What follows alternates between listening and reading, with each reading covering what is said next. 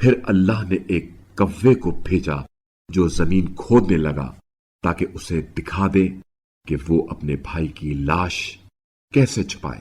کہنے لگا، افسوس مجھ پر کہ میں اس کوے کے برابر بھی نہ ہو سکا کہ اپنے بھائی کی لاش چھپا دیتا۔ بس اس کے بعد اسے بڑی ندامت ہوئی۔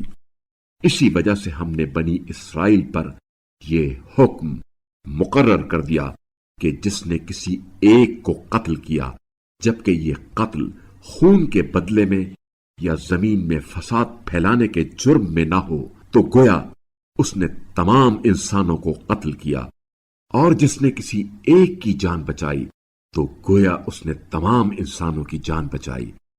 اور بتحقیق ہمارے رسول واضح دلائل لے کر ان کے پاس آئے، پھر اس کے بعد بھی ان میں سے اکثر لوگ ملک میں زیادتیاں کرنے والے ہی رہے۔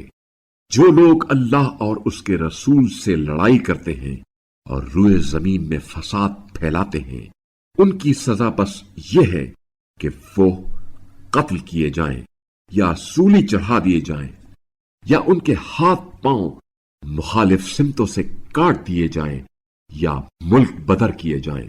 یہ تو دنیا میں ان کی رسوائی ہے اور آخرت میں ان کے لیے عذاب عظیم ہے، سوائے ان لوگوں کے جو تمہارے قابو آنے سے پہلے توبہ کر لے اور یہ بات ذہنوں میں رہے کہ اللہ بڑا بخشنے والا، رحم کرنے والا ہے۔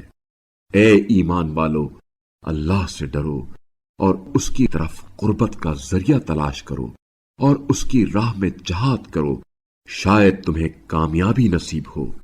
جو لوگ کافر ہو گئے ہیں، اگر ان کے پاس زمین کے تمام خزانے ہوں اور اسی کے برابر مزید بھی ہوں، اور وہ یہ سب کچھ روز قیامت کے عذاب کے بدلے میں فدیے میں دینا چاہیں تو بھی ان سے قبول نہیں کیا جائے گا اور ان کے لیے دردناک عذاب ہوگا۔ وہ آتش جہنم سے نکلنا چاہیں گے لیکن وہ اس سے نکل نہ سکیں گے، اور ان کے لیے ہمیشہ کا عذاب ہے۔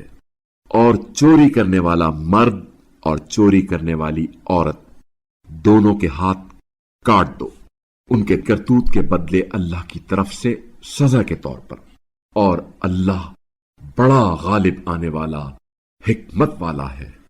پس جو شخص اپنی زیادتی کے بعد توبہ کر لے اور اصلاح کر لے تو اللہ یقیناً اس کی توبہ قبول کرے گا، بے شک اللہ بڑا بخشنے والا، مہربان ہے۔